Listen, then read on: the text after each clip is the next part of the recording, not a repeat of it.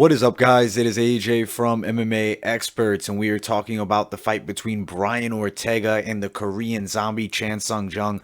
What a fight it was, and what a domination it was. 5 rounds for Brian T. City Ortega. He looked a lot faster than I've ever seen him on the feet. He looked a lot more precise than I've ever seen him on the feet, and honestly, his jab looked excellent. Excellent jab. It looks like a jab that would threaten and do a lot of damage and very good range control to most fighters in this UFC featherweight division. Now, they said, or at least Dana said, that this fight would potentially be the #1 contender fight. I think that it should be.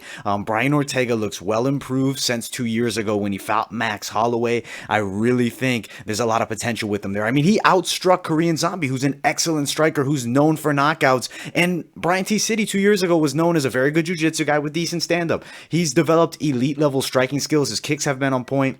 And as I mentioned, the jab and setting up his combinations, but also the way he was able to move throughout the fight. Very good footwork, very good control of range, super impressive performance. Won on every scorecard, every round. I believe the scores were all 50-45 all around. Let me quickly look at it. Yes, 50-45 for all five. I thought it was 50-45. It was a true beating here. One-sided, almost as it can get, without a stoppage win. As far as significant strikes went, Ortega landed 127 of 212, and Chan Sung Jung only 62 of 163, so a little more than double the strikes landed for Ortega. And then strikes overall, not significant.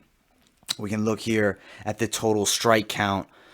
I'll be honest, I think they have specific strikes, not just significant here. Let me see if I can find the totals. Okay, totals are right here. 129 of 214, so 127 of the 129 were all significant strikes. And then for Chan Sung Jung, 62 of the 64 were not significant, or rather 62 of the 64 were significant. So dominant performance as far as significant strikes go, total strikes go. This was a one-sided beating here, and I really believe that Brian Ortega has a very bright future in this UFC featherweight division. Now, as for the next matchup, we'll talk about Brian Ortega first. In my opinion, it's title shot. I think Volkanovski, he put on a breakthrough performance. This is Brian Ortega 2.0, and I think that he deserves Volkanovski. I don't think Volkanovski wants a trilogy with Max. I think we should hold off on that. I don't think that Yair Rodriguez would be able to step in and get the fight. I don't think Magomed Sharipov would be deserving enough. I think Brian Ortega just winning on Fight Island in this main event earned him a title shot. Yes, only one fight in a row, but as a professional, he's only lost one fight, and that was to Max Holloway, the greatest featherweight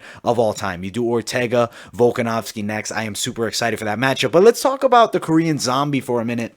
Because, I mean, he was on an impressive streak, 2 knockouts in a row, was looking good, had that crazy fight with Yair Rodriguez where he was knocked out. But it was a disappointing loss, but not devastating. This one here was a one-sided beating. There was no question. There was no fluke. It was a one-sided domination. If I'm the UFC, I would advise that Korean Zombie take a bit of time off. He took a lot of damage here. I think he needs to recover. But when he comes back, I don't think it's easy matches necessarily. If I'm the UFC and I'm looking down the rankings and I'm looking to give him somebody who lost recently, I could see doing the Dan Ige fight. I think that it's a very interesting matchup. Two very good strikers with dangerous boxing. I think it would be very entertaining. Both those guys come to fight. I like Dan Ige versus Korean Zombie, but the name power of Dan Ige may not be enough to get Chan Sung Jung to fight him. So because of that, I will give a second option, and I would probably say it would have to be timing based for this second option, because the name I was going to throw out there would be Max Holloway. But how long does Max Holloway want off before he makes his comeback? Would this be the first fight back? You know, would Chan Sung Jung be the fight that Max Holloway wants? Losing to Ortega, who was dominated by Max Holloway recently. Granted, this is a new Ortega. I don't think that matters. So in my opinion, you have two options. You either go Ige or you go Holloway. The UFC might go in a totally different direction. I mean, if you look at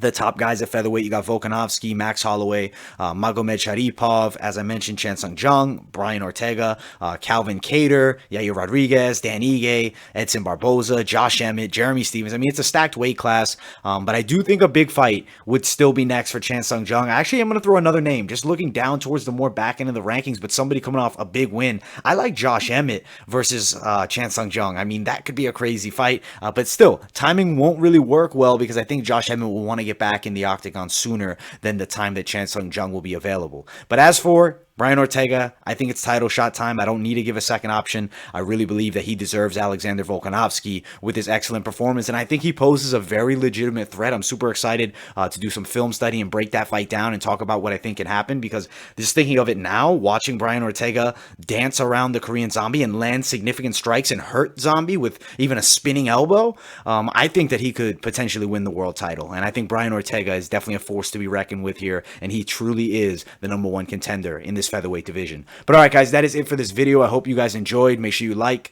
subscribe, turn on those post notifications. Also, guys, follow my social media, Instagram, Twitter, and I'll see you all in the next video.